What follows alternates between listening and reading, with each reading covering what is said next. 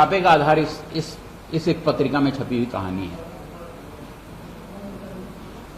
जगत विजन नाम की एक पत्रिका है जिसकी संपादक जो है विजया पाठक हैं, और विजया पाठक ने इसमें एक कहानी लिखी है,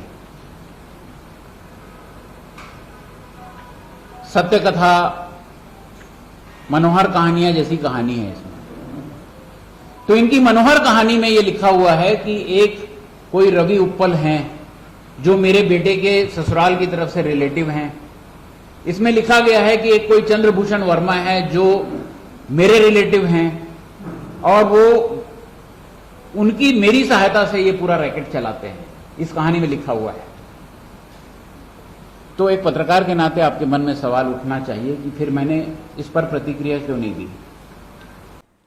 कर ये रहे हैं कि ये घरों में जाते हैं, सबसे पहले मोबाइल जब्त करते हैं, फिर घर में जो संपत्ति है, जो रुपया नगद है, ज्वेलरी है, उसको सीज करते हैं, बैंक खाते सीज करते हैं, डायरी वगैरह भी हो या कुछ कच्चे में लिखा हुआ हो, सबको पकड़ते हैं। 5-6 दिन तक के घर में बंधक बना कर रखते हैं, चाहे वो वृद्ध माता पिता हो, बीमार हो, उनसे कोई लेना देना नहीं, बैठे रहेंगे। तो सवाल तो इनके पास होते नहीं, और जब तक के ऊपर से आदेश नहीं होगा तब तक खाली नहीं करते। फिर वो राजनीतिक सवाल करना शुरू करते हैं, तुम्हारी क्या भूमिका है, तुम किस पार्टी से हो, तुम कितने सीट जीतने वाले हो, इससे क्या होगा, उससे क्या होगा। वो सारे राजनीतिक सवाल भी पूछना शुरू करते हैं। ऐसे ऐसे केस हैं जिसमें ECIR नंबर नहीं है और उनके घरों में ये लोग पहुंच के प्रताड़ित करने, बदनाम करने की कोशिश। आज मैं यही कहना चाहता हूं कि अभी तक भूपेश बघेल जी और उनकी सरकार को हम शराब घोटाला में गिनते थे, कोयले घोटाले में गिनते थे, चावल घोटाला में गिनते थे। आज ये मालूम हुआ कि सट्टे में भी मुख्यमंत्री निवास का, मुख्यमंत्री ऑफिस के तार जुड़े हुए हैं, और ये तार जुड़े हैं। ईडी ने इस बात को साबित भी कर दिया है कि उनके तार कहाँ से कहाँ तक जुड़े हैं। मोटी रकम मंथली इनको दिया जाता था, और ये पूरे प्रमाण और साक्ष्य के साथ ईडी इनके घरों पे गए हैं और प्रमाण प्रस्तुत किए हैं। बयान जो दर्ज किए जा रहे हैं उस बयान में भी सारी बातें आ रही हैं। इसका मतलब ये हुआ कि अब ये साबित हो गया कि स्किल अपग्रेडेशन के नाम से जुआ और सट्टा और महादेव ऐप के नाम से प्रशिक्षण के लिए दुबई और हांगकांग जो भेजा जाता था, यही कौशल उन्नयन मुख्यमंत्री जी करा रहे हैं। नमस्कार दोस्तों, मैं हूं श्रीधर राव। आप देख रहे हैं नेताजी .live। जैसा कि आप जानते हैं कि नेताजी .live के माध्यम से हमारी कोशिश होती है कि हम आपके पसंदीदा नेताओं के दिए गए वक्तव्य भाषण आप तक पहुंचाए, वो भी असंपादित। सबसे पहले हम छत्तीसगढ़ के वर्तमान मुख्यमंत्री भूपेश बघेल को जन्मदिन की गाढ़ा गाढ़ा बधाई देते हैं। जन्मदिन के अवसर पर भूपेश बघेल ने केंद्रीय गृह मंत्री को शुक्रिया कहा है। आपने अमित शाह जी का नाम लिया था उसमें कि बहुमूल्य उपहार आपको मिला है। मोहित जी, आप भी नाम नहीं ले पा रहे हैं। नहीं, हम तो बिल्कुल नहीं डरते किसी से। मैंने तो प्रधानमंत्री जी और गृह मंत्री जी को कहा कि आज मेरा जन्मदिन है और मेरे राजनीतिक सलाहकार और मेरे 2 SD के यहाँ आपने ED का रेड कराया है, इससे बढ़िया उपहार क्या हो सकता है। उसके लिए मैंने आपका मैं आभार व्यक्त करता हूँ। कि मनी लॉन्ड्रिंग के मामले में मुख्यमंत्री के राजनीतिक सलाहकार विनोद वर्मा और उनके OSD के घरों पर छापे मारकर ED ने जो कार्य किया है, उसके कारण मुख्यमंत्री भूपेश बघेल ने केंद्रीय गृह मंत्री अमित शाह का शुक्रिया अदा किया है। मनी लॉन्ड्रिंग के केस में ED इन दिनों काफी चर्चा में है फिर से, क्योंकि उन्होंने जिनके गिरेबान पे हाथ डाला है वे बहुत ही शक्तिशाली माने जाते हैं वर्तमान सरकार में, यानी कि मुख्यमंत्री के पॉलिटिकल सलाहकार विनोद वर्मा का CD से ED का सफर हर कोई जानता है। जिस तरह से राज्य में कांग्रेस की सरकार, जब भारतीय जनता पार्टी की सरकार की चलाचली की बेला थी, उस वक्त जिस तरह से एक CD कांड हुआ था, उसमें मुख्य रूप से विनोद वर्मा का नाम है और उसी मामले में विनोद वर्मा बेल पे हैं।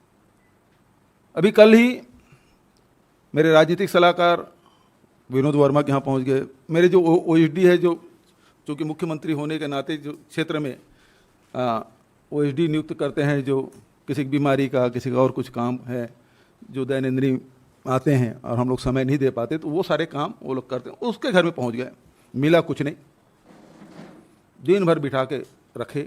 इसका मतलब ये है कि अब पाटन में भारतीय जनता पार्टी प्रत्याशी नहीं लड़ेगा, बल्कि ED और IT लड़ेंगे। वहीं पर उनके एक और सहयोगी विजय भाटिया का भी नाम था, जिनके घर पे भी आज छापेमारी कार्रवाई चल रही है। आखिर ईडी ने यह कदम मुख्यमंत्री के करीबियों के खिलाफ क्यों उठाया है?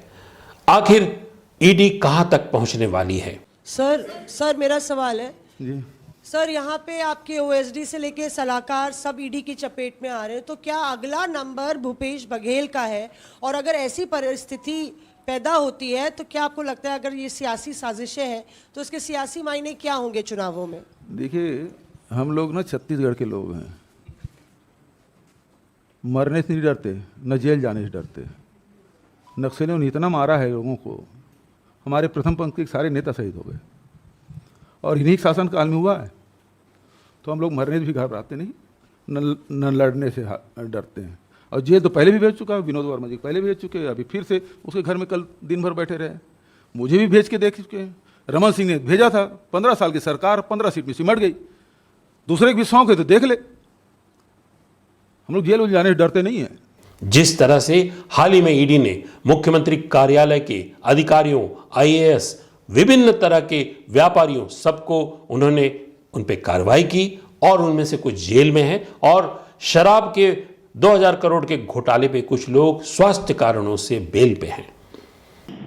छत्तीसगढ़ प्रदेश में जब से श्री भूपेश बघेल के नेतृत्व में कांग्रेस की सरकार बनी, नित नए किस्म के भ्रष्टाचार इस छत्तीसगढ़ में भ्रष्टाचार का इतिहास रचा है। कोयला घोटाला, शराब घोटाला, खाद्यान्न घोटाला, जमीन घोटाला, रेत घोटाला, अभी गोबर घोटाला हो गया, पीएससी में घोटाला हो गया। इस सरकार का एक ही काम रह गया है, कमीशन और करप्शन। आज ईडी ने फिर से एक बार इन भ्रष्टाचारियों के हाथ दबिश दी। मुख्यमंत्री के राजनीतिक सलाहकार विनोद वर्मा, आशीष वर्मा, मनीष बंछोर, विजय भाटिया, जो बड़े कारोबार, कल तक ये कुछ नहीं थे, लेकिन आज भ्रष्टाचार के माध्यम से ये बड़े कारोबारी बन गए। पहले भी भूपेश सरकार के अनेक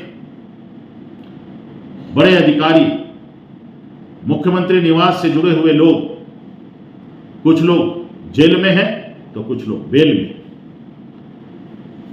आज चारों तरफ इस बात की चर्चा हो रही है कि अब तो ये स्पष्ट है, अब तो ये स्पष्ट है और भूपेश सरकार भ्रष्ट है। आज लोग कह रहे हैं, छत्तीसगढ़ के गांव-गांव में ये नारा लग रहा है। एक तरफ कांग्रेस कहती है कि भूपेश है तो भरोसा है, लेकिन जनता कह रही है कि भूपेश है तो भरोसा है और छत्तीसगढ़ के गांव-गांव में भ्रष्टाचार को इस कांग्रेस सरकार में परोसा है। आने वाले समय में जनता इन भ्रष्ट कांग्रेस की सरकार को इस चुनाव में सबक सिखाएगी और उसको असली जगह बताएगी। मुख्यमंत्री जी से एक सवाल करते हैं, लगातार ईडी की कार्रवाई इस प्रदेश में हो रही है, जिस तरह से आपकी कई योजनाओं के कारण आप देश में चर्चा में हैं, आपके पॉपुलैरिटी ग्राफ काफी बड़ा है, जैसे कि गोबर खरीदी, लेकिन वही गोबर आखिर घोटाले में कैसे कन्वर्ट हो रहा है? मुख्यमंत्री जी, आप माटी पुत्र कहलाते हैं और छत्तीसगढ़ संस्कृति के राजदूत हैं। छत्तीसगढ़ संस्कृति क्या है, आप ही के आने के बाद लोगों को पता चल रहा है, ऐसा कई लोग कहते हैं।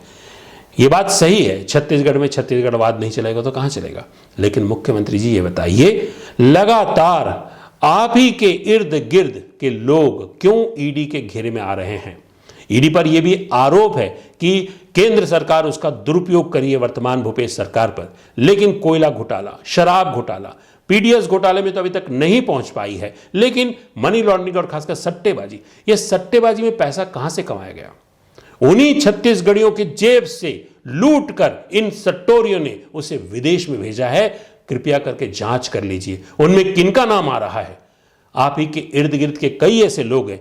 क्या ऐसा नहीं है मुख्यमंत्री जी, आपके करीब रहने का बहुत सारे लोग बहुत गलत फायदा उठा रहे हैं? शराब घोटाला के नाम से प्रचारित किया गया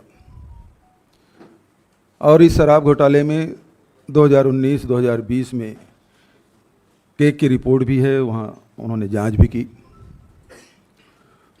उसके बाद 2.5 साल तक वो चुप रहे, चुनाव नज़दीक आते हुए, जबकि सारे कागजात ईडी को सौंप दिया गया था। सॉरी। उसके बाद ईडी सक्रिय होती है और फिर उन्हीं लोगों को बुलाते हैं और कहा जाता है कि 2168 करोड़ के घोटाले हुए। इसमें ये भी कहा गया कि होलोग्राम, नकली होलोग्राम का प्रयोग किया गया। लेकिन सबसे मज़ेदार बात ये है, ये नकली होलोग्राम का यदि प्रयोग हुआ तो जो डिस्टिलर है वही तो करेगा, उसे फैक्ट्री में तो होगा, लेकिन उनके खिलाफ कोई कार्रवाई नहीं हुई, बचत लोगों के खिलाफ कार्रवाई हुई। उसके घर में ज्वेलरी भी पाए, नगद रुपये भी पाए, किसी को जब्त नहीं किया गया। और कहा गया कि 2168 करोड़ का घोटाला हुआ और चल अचल संपत्ति 2018 के पहले के भी जब्त करने के बाद भी 200 करोड़ के आसपास की संपत्ति जब्त नहीं की गई। जबकि इस दौरान 2018 के बाद जब हमारी सरकार बनी, उसके पहले जो रेवेन्यू है आबकारी की, वो 3900 करोड़ की थी, अब बढ़ के 6500 करोड़ हो गया। और आरोप ये लगाया ईडी के द्वारा कि राज्य के खजाने को नुकसान पहुंचाया गया, जबकि 3900 करोड़ से बढ़ के 6500 करोड़ हुआ। और आज तक के वो 2168 करोड़ में से केवल 200 करोड़ के आसपास, वो भी पैतृक संपत्ति, और 2018 से पहले अर्जित की गई आय, उसको जोड़कर भी 200 करोड़ नहीं पहुंचा। दूसरी बात, कोल स्कीम का आरोप लगाया 500 करोड़ का। एफआईआर दर्ज हुआ कर्नाटक में, फिर दर्ज हो गया भोपाल में, अभी नोएडा में भी हुआ। और उसके बाद 4 बार वो सप्लीमेंट्री चालान प्रस्तुत कर चुके हैं और सब मिला के चल अचल संपत्ति सब मिला के अभी तक 150 करोड़ पहुंचा है। आरोप 500 करोड़ का है, लेकिन संपत्ति 150 करोड़, वो बता ही नहीं पा रहे हैं। तीसरी बात उसमें महत्वपूर्ण, अभी लगातार जो कोशिश की जा रही है कि धान में भी, पैडी में भी स्कैम हुआ। सारे राइस मिल में छापा डाले गए आईटी के द्वारा। अब ईडी धीरे से घुसेगी। तकलीफ उनको ये है कि किसानों के 107 लाख मीट्रिक टन जो धान है वो मिलिंग कैसे हो गया। अभी तक होता यह था कि धान बाहर में पड़े रहते थे, जैसे मध्य प्रदेश की खबरें आती है कि गेहूं बाहर में पड़ा हुआ है और सड़ गया। छत्तीसगढ़ में खबरें आती थी कि धान खुले में पड़ा हुआ है, भीग गया, सूख गया और सड़ गया। वो सारे नुकसान हमने बचाए, उनको हो गई परेशानी, अब उसमें घुसे हुए हैं। अभी डीएमएफ में भी मज़ेदार बात यह है कि भारत सरकार के द्वारा बिना कोई ECIR के वो माइनिंग डायरेक्टर को चिट्ठी लिखते हैं कि कितना काम हुआ वो हमको बताएं। उसी प्रकार से एक सवाल रजिस्ट्रार को भी किया जाता है कि कितने ज़मीन की रजिस्ट्री इन 3-4 सालों में, जब से हमारी सरकार बनी है 18-19 के बाद, कितनी रजिस्ट्रियां हुई हैं।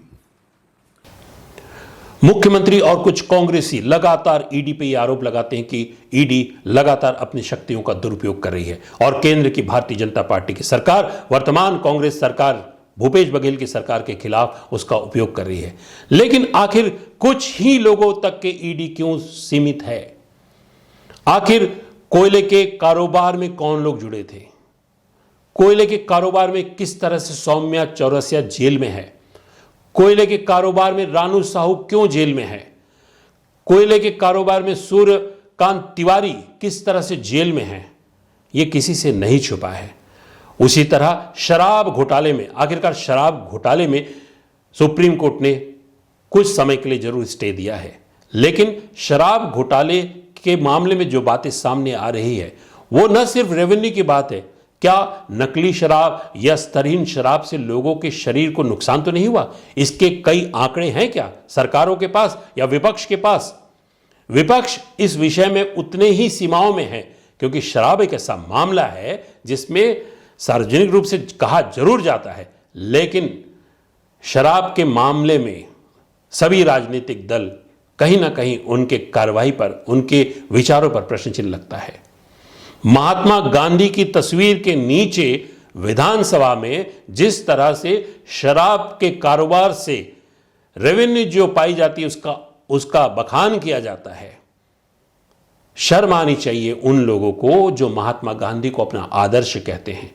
और जिस तरह से शराब की नदियां बहाई जा रही है राज्यों में, और जिस बेशर्मी से लोग इस बात को डिनाई कर जाते हैं कि हम आने वाले समय में देखेंगे कि शराब कारोबार के विषय में क्या कहना है। और खासकर बेहद शर्मनाक स्थिति तब हो जाती है जब किसी प्रदेश का आबकारी मंत्री ये कहता है कि शराब, कुछ लोगों को शराब जरूरी है। विदेश में 100% लोग दारू पीते हैं, बस्तर में 90% लोग पीते हैं, लेकिन पीने का स्टाइल नहीं जान रहे। दारू पीने से आदमी नहीं मरता है, वो पीने से मजबूत होता है, लेकिन ज्यादा पीने से आदमी को जान लेता है। तो इसलिए दारू और दवाई, या दवाई का हो या दारू पियो।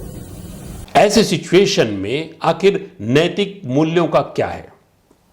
ईडी की कार्रवाई अगर पूर्वाग्रहित भी लगती है तो लगातार वो मुख्यमंत्री के करीबी लोगों तक ही क्यों पहुंच रही है? विनोद वर्मा मुख्यमंत्री के राजनीतिक सलाहकार हैं। अब समझ में आता है कि मुख्यमंत्री किस तरह से राजनीतिक क्षेत्र में घिरते जा रहे हैं। यह हो सकता है कि मुख्यमंत्री वाकई में एक इनोसेंट व्यक्ति हो, मुख्यमंत्री वाकई में माटी पुत्र हो, उनके उस पद का उनके करीबी लोगों ने शायद दुरुपयोग शुरू कर दिया है। उसी का परिणाम है कि ईडी की ये लगातार कार्रवाई। इस पे मुख्यमंत्री के जो शुभ चिंतक है, उनके परिवार के लोग हैं, उनको खुद इस बात का जांच करनी चाहिए कि आखिर मुख्यमंत्री के करीब जो लोग पहुंच रहे हैं उन पे शंका कुशंकाएं क्यों हमेशा लगातार बनी रह रही है। ईडी के मामले में जिस तरह से अधिकारी जो जेल में है वो कितने करीब थे, किस तरह से मुख्यमंत्री कार्यालय का कारोबार संभाल रहे थे। वहीं पर आने वाले दिनों में एक और अधिकारी है जो ईडी के टारगेट में है, जिनका लगातार नाम ईडी के हर एक मामले में आ रहा है, कहीं ना कहीं संदेह पैदा करता है। नेताजी.लाइव के माध्यम से हम समय समय पर सरकार को हमेशा इस बात से इंगित कराते रहें कि जनता क्या सोचती है। वहीं विपक्ष की बात भी हम अपने प्लेटफॉर्म से कहते हैं, वहीं पर सरकार के बयानों को आपके मीडिया प्रभारी के माध्यम से भी लोगों तक पहुंचाते रहें, ताकि लोगों के मन में जो गलतफहमी है वो दूर हो। बघेल और कांग्रेस पार्टी से भारतीय जनता पार्टी राजनीतिक रूप से छत्तीसगढ़ में मुकाबला नहीं कर पा रही है, तो ईडी, आईटी और सीबीआई का दुरुपयोग कर रही है। लगातार ईडी की कार्रवाई इस बात का प्रमाण है कि छत्तीसगढ़ में भारतीय जनता पार्टी अब पूरी तरीके से ईडी के भरोसे राजनीति करना चाहती है। जब जब भी कांग्रेस का कोई बड़ा कार्यक्रम होता है तुरंत ईडी की कार्रवाइयां होती है। हमारे अधिवेशन के समय हमारे कोषाध्यक्ष समेत तमाम बड़े नेताओं के यहाँ ईडी की कार्रवाई करके अधिवेशन को बाधित करने की कार्रवाई की गई। जब जब अमित शाह छत्तीसगढ़ आते हैं उसके पहले ईडी जरूर आती है छत्तीसगढ़। आज मुख्यमंत्री के जन्मदिन के दिन उनके ओएसडी जो मुख्यमंत्री के क्षेत्र में जन्मदिन का कार्यक्रम देख रहे थे, बड़ा कार्यक्रम आयोजित था, उनके यहाँ ईडी पहुंच गई। कांग्रेस के राजनीतिक प्रशिक्षण का कार्यक्रम देख रहे हैं, बूथ मैनेजमेंट का कार्यक्रम देख रहे हैं, मुख्यमंत्री के राजनीतिक सलाहकार विनोद वर्मा के यहाँ ईडी पहुंची हुई है, मुख्यमंत्री के पारिवारिक मित्र विजय भाटिया के यहाँ ईडी पहुंची हुई है।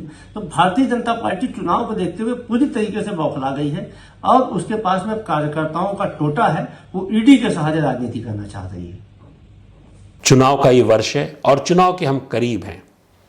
नेता अगर अब भी सच का साथ नहीं देंगे तो जनता जरूर आने वाले समय में अपने मतों का सही उपयोग करके बताएगी कि वे अंदर से क्या चाह रहे, क्या सोच रहे हैं।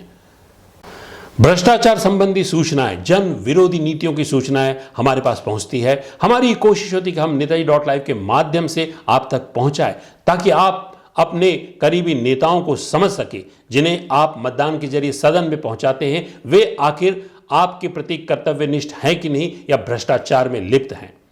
नेताजी.लाइव में बने रहने के लिए हमारे इस चैनल को लाइक करें, शेयर करें, सब्सक्राइब करें। और यदि आप इसी तरह के किसी भ्रष्टाचार को जानते हैं जो अभी तक के विपक्ष के द्वारा या सरकार के द्वारा सामने नहीं लाई गई है, आपके पास है तो हमें पहुंचाए, ताकि हम हमारे मन से उन नेताओं से सवाल करते हैं जिसके लिए हमने मंच तैयार किया है। नेताजी.live में बने रहिए। नमस्कार।